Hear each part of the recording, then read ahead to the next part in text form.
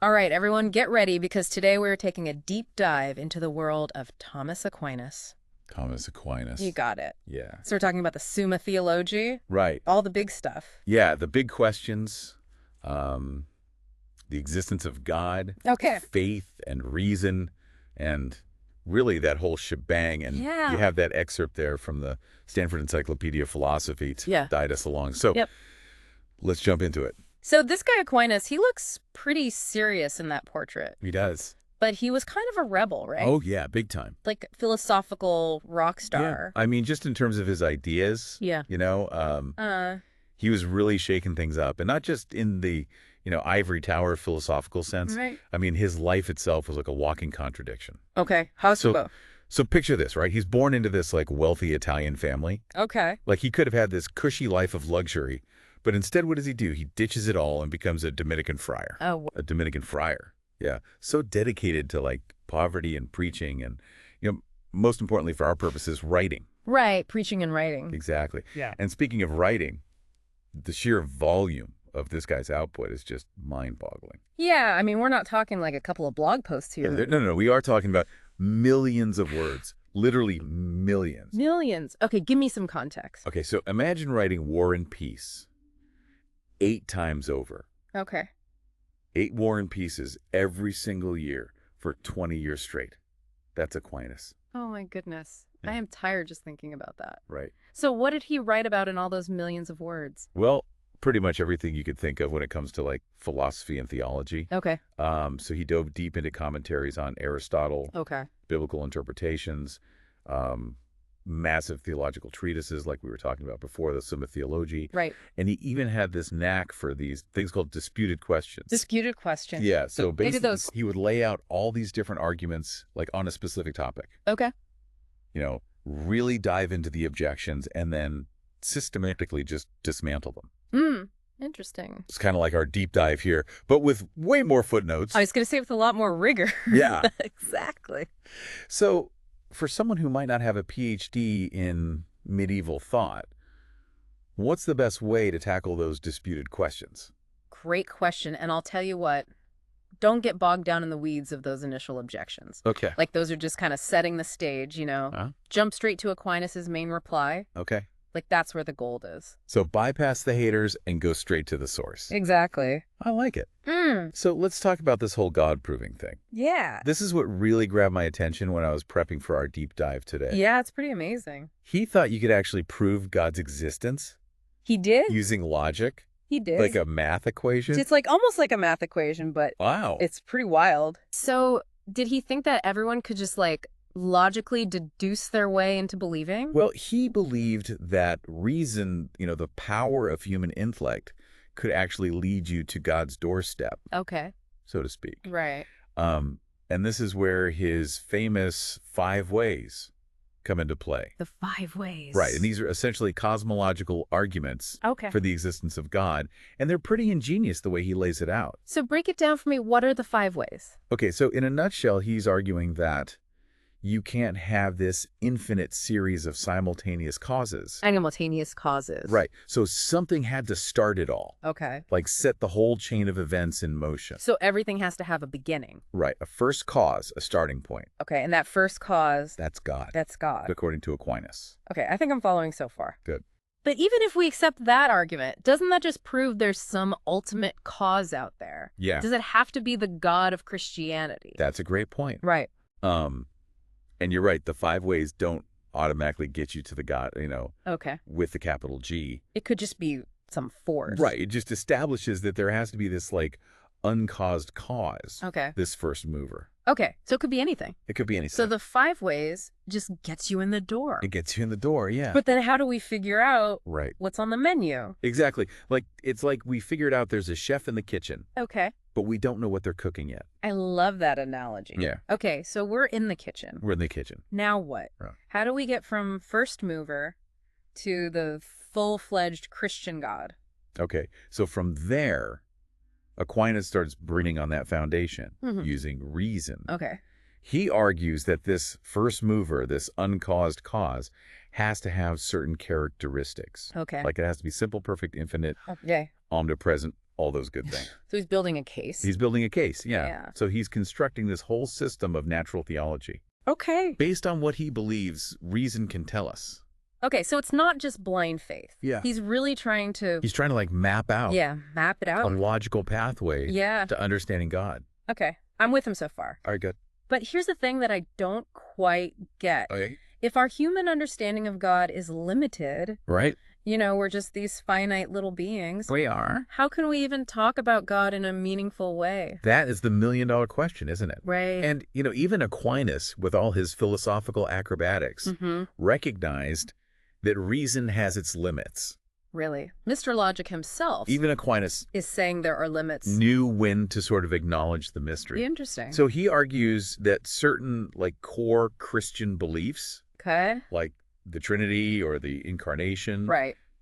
you can't fully grasp those through reason alone. Okay. These are truths that require, So that's where faith comes in. divine revelation, a leap of faith, you could say. Interesting. Okay. So there's always that element of mystery. So even for a logician like Aquinas, faith still plays a role. It does. But if God is so far beyond our understanding, Right. How can we even use words to describe God? Right. And that's where Aquinas pulls out another one of his philosophical tools. Okay. And it's this idea of analogical predication. Analogical predication. Yeah, it's a mouthful. Okay. Break it down for me. Yeah, so basically the idea is that when we use words like good or wise, Right.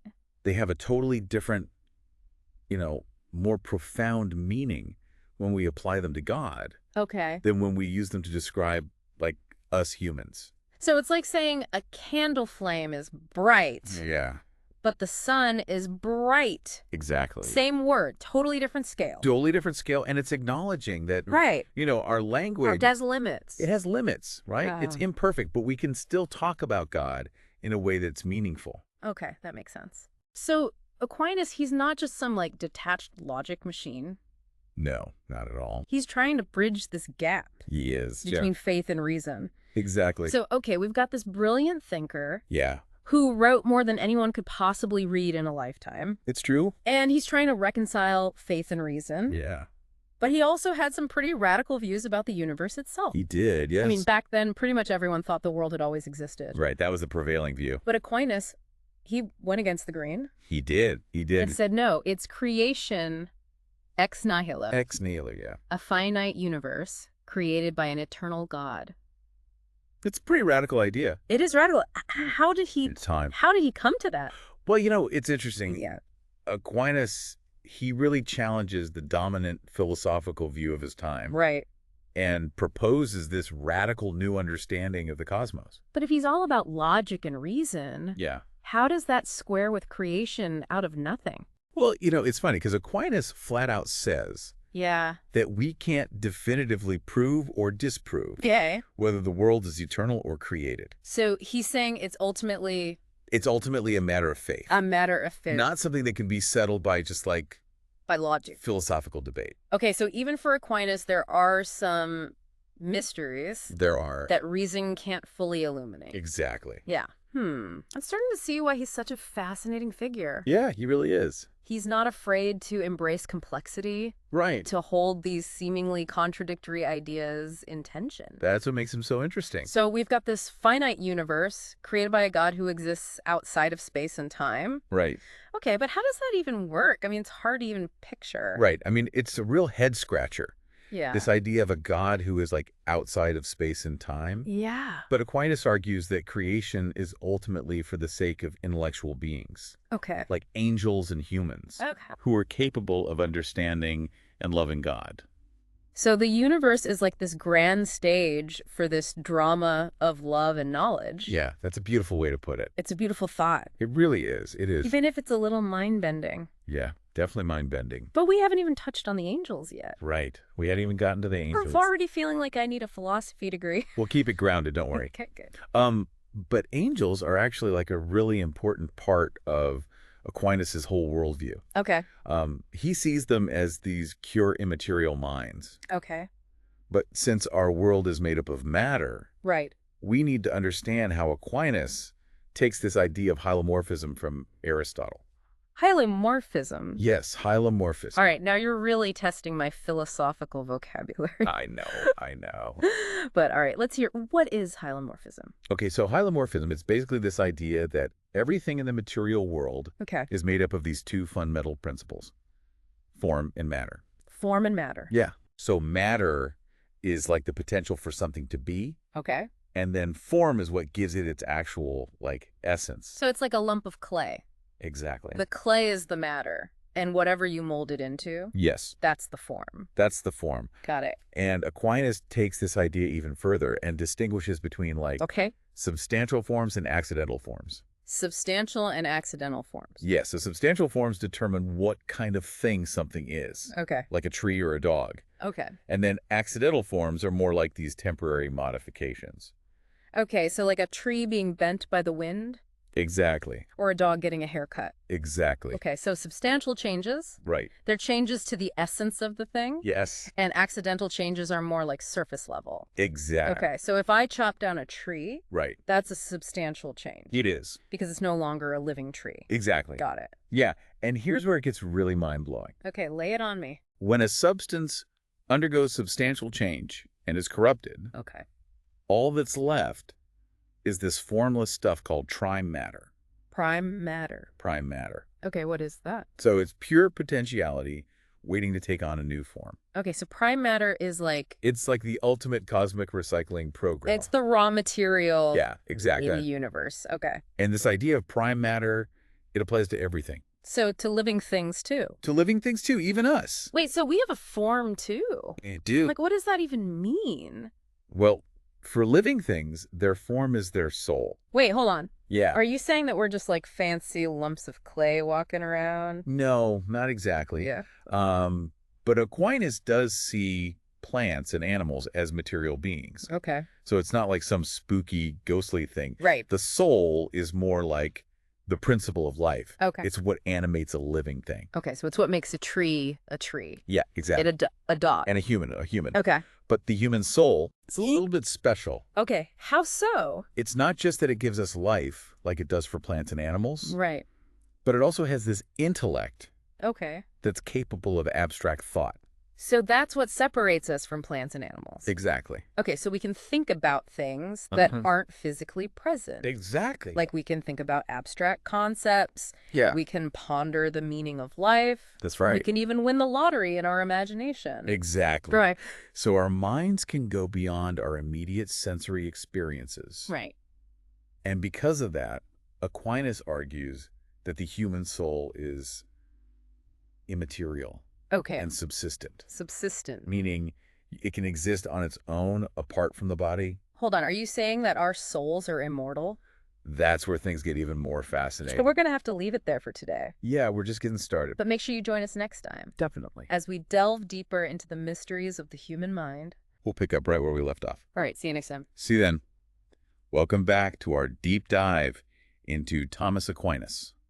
Last time we were talking about the soul Yes. and how it can exist Right. without the body. Yeah, heavy stuff. Pretty mind-blowing stuff. Yeah. But for now, let's get back to the mind as it exists Yes. within the body. Right here, right now. Yeah, in this life. Exactly. So Aquinas had this whole theory He did. about how our minds work. Yes. A fascinating theory of cognition. Okay, so how did he think we come to know the world around us? Well, it all starts with perception. Okay, And remember those forms we were talking about? the forms. Yeah, the ones that give matter its shape and structure. Right, like the form of treeness that makes a tree a tree. Exactly. Okay. Well, Aquinas believed that our senses actually receive those forms. Wait, so when I look at a tree, Yeah. I'm not just seeing like light and colors and shapes. Right. I'm actually receiving the form of treeness. That's the idea. Wow, that's a little mind-bending. It is mind-bending. It really is. So how does that even work? Well, he believed that our senses receive a kind of immaterial species of the object. Okay, a species. Yeah, it's like a blueprint Okay. or a copy of the form that exists in the object itself. So it's like downloading a file from the tree into my brain. You could say that. Okay. And through these species, these immaterial blueprints, Yeah. we come to know the world around us. Okay, so Aquinas had this very specific way of categorizing all the things we perceive. He did. He loved his categories. I can tell. Yeah.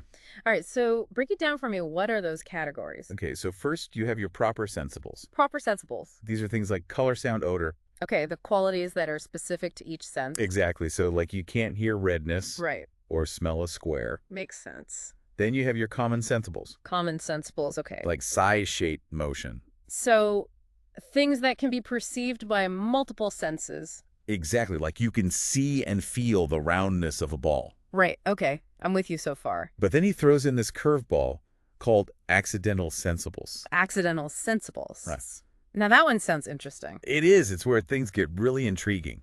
All right, I'm intrigued. Tell me more. So accidental sensibles are things we perceive that aren't just about the basic sensory data. Okay. They involve judgment. Okay, give me an example. Okay, so imagine you see someone walking down the street. Right. You don't just see their shape and color. Right. You also perceive that they're alive. Okay. That's an accidental sensible. So it's like my senses give me the raw data, and then my mind... Your mind kicks in. interprets that data. Exactly. Right, to make a judgment. It's not just seeing, it's seeing that. Okay, that's pretty cool. It is pretty cool. So perception is much more active Yes. than just passively receiving information. Much more. Our minds are really involved in shaping how we see the world. Absolutely. And it goes even deeper than that. Deeper. Okay, how so? So Aquinas also believed in these things called internal senses. Internal senses, what are those? So these are faculties that operate within the brain itself. Okay, give me some examples. So things like common sense, imagination, memory. Okay, I use those all the time. You do. We all do. What else? And then there's this really interesting one called the estimative power. The estimative power. Okay, that sounds a little like a superhero power. It kind of is. Okay, what does it do? So it's the ability to perceive things that aren't directly evident in the senses, Okay. like danger or usefulness. So it's like a gut feeling. Yeah, like a gut feeling or intuition. Okay. Think of a squirrel burying nuts for the winter. Okay. They're not just reacting to the nuts in front of them. Right. They're anticipating future needs. That's amazing. Yeah. So even animals have this kind of They do. intuitive sense of what's good for them? That's the estimative power at work. Wow, that's really cool. It is. So we've got this whole symphony of senses going on, internal and external, We do. all working together to help us make sense of the world. Exactly. But how do we go from just perceiving things to actually thinking about them?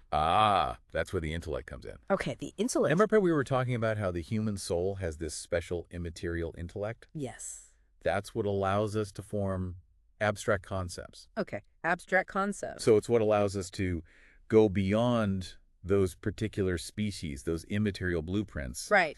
and grasp universal ideas. So while my senses might tell me about this particular cat sitting in front of me, Yeah, my intellect allows me to understand what it means to be a cat in general. exactly. Okay. The concept of catness. Got it. And to do that, Aquinas distinguishes between two intellectual powers. Two intellectual powers. Okay, now you're really going to make my brain hurt. I know, but bear with me. Good. So first you have the possible intellect.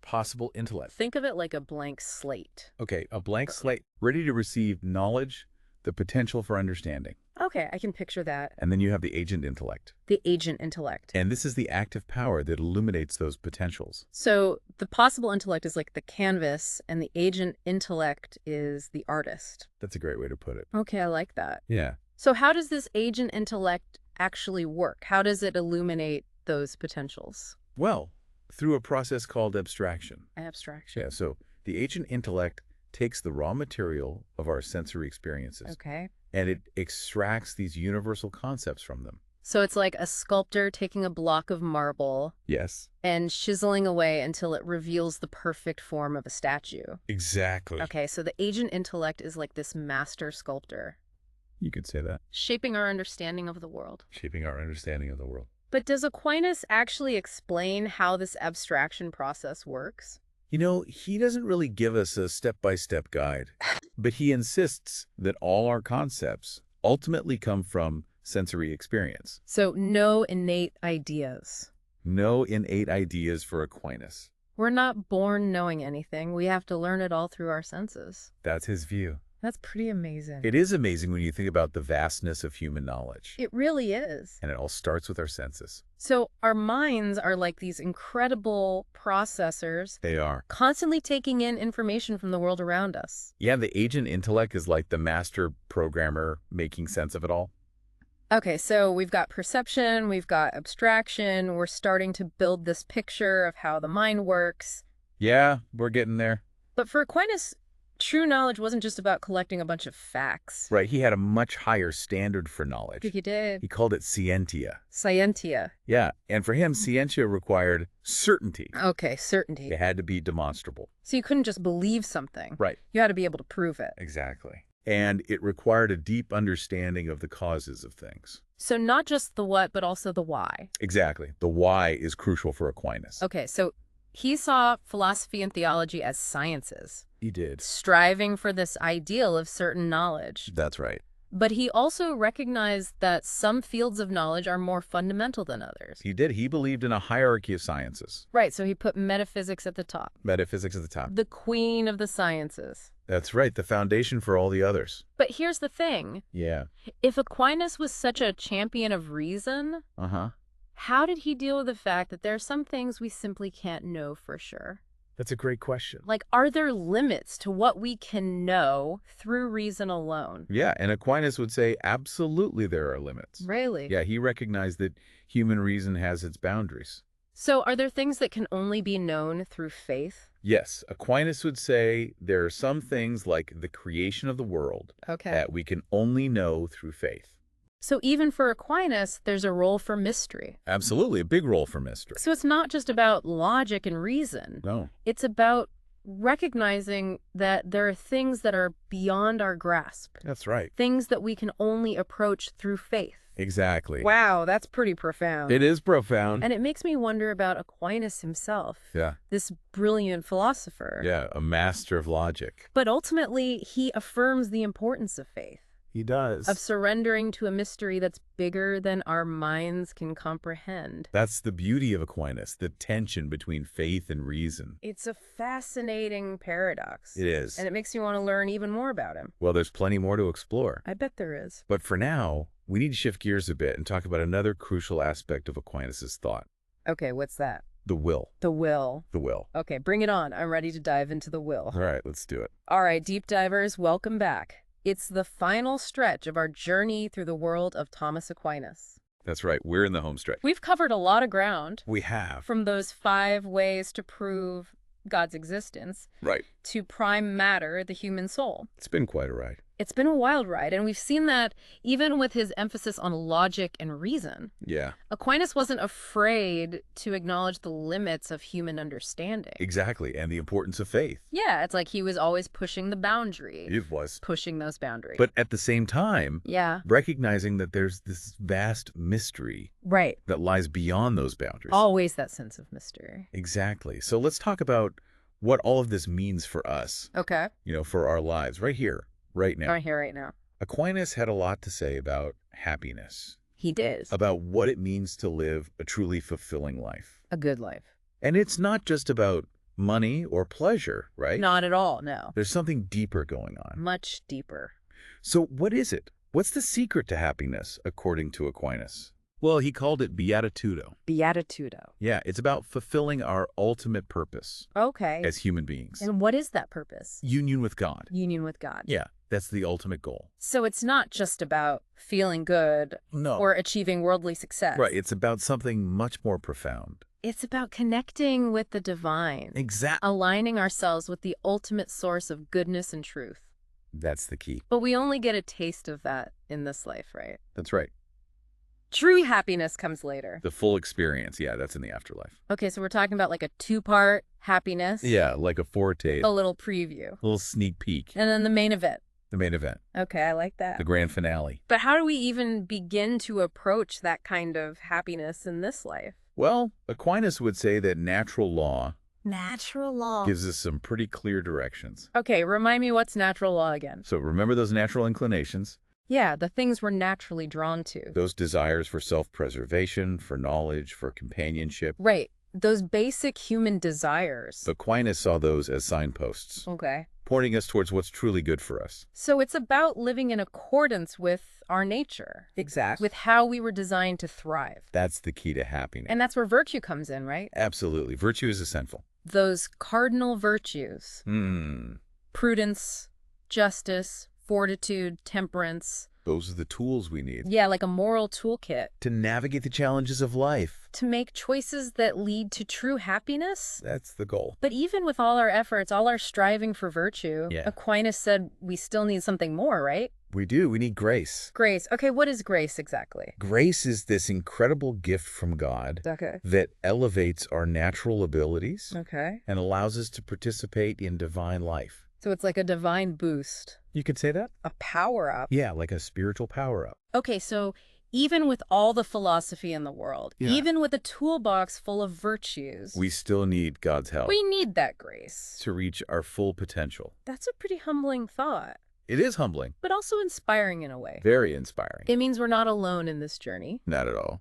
There's a power greater than ourselves that's drawing us towards happiness. Towards that ultimate union with God. It's a beautiful vision. It really is. And it makes me wonder about Aquinas himself. Yeah. This brilliant mind. A master of logic. But ultimately, he affirmed the necessity of faith.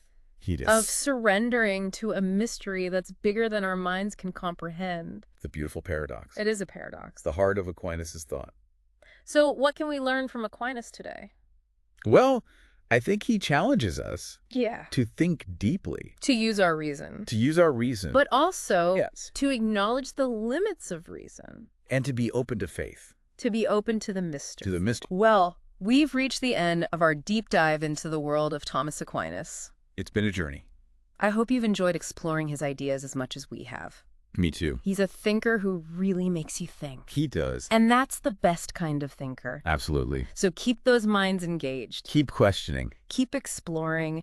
And keep diving deep into those big questions. Until next time. Until next time. Happy pondering, everyone.